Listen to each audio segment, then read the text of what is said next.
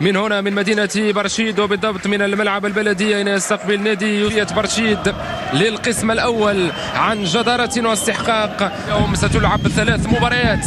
كانت البداية بمباراة اتحاد طنجة شباب السوالم الرياضي بالقمصان باللون الأسود والأخضر. الحكم يعطي الانطلاقة.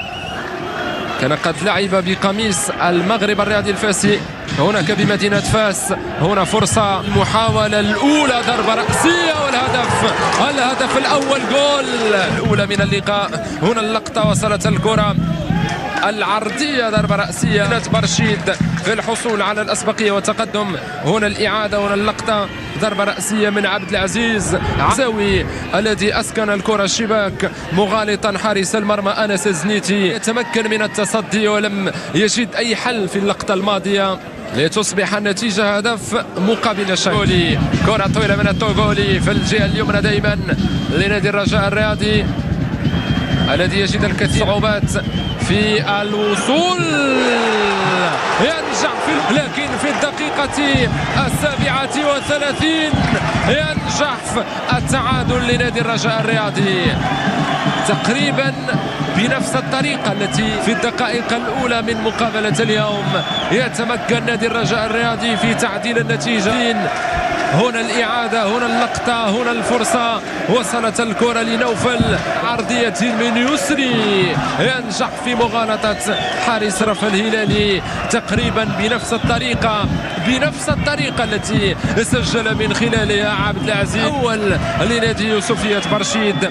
تصبح النتيجة هدف لكل فريق قبل دقائق على نهاية البطولة الاحترافية إنويا القسم الأول.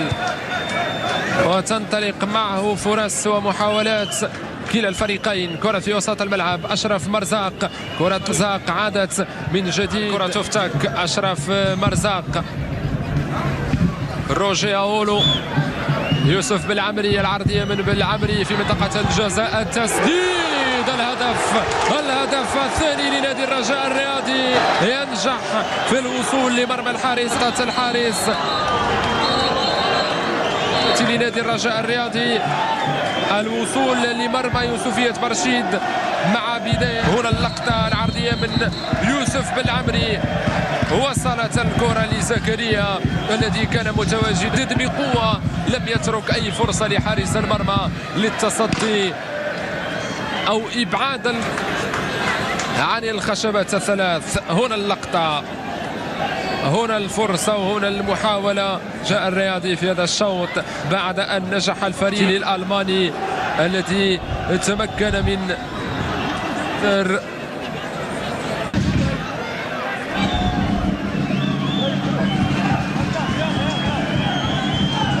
تنفذ الركنية. حارس المرمى في منطقة الجزاء.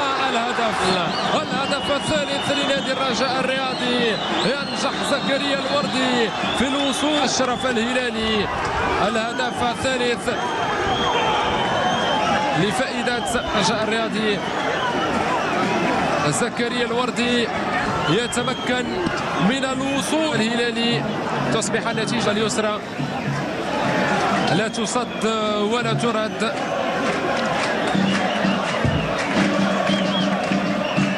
تسديدة بالقدم اليسرى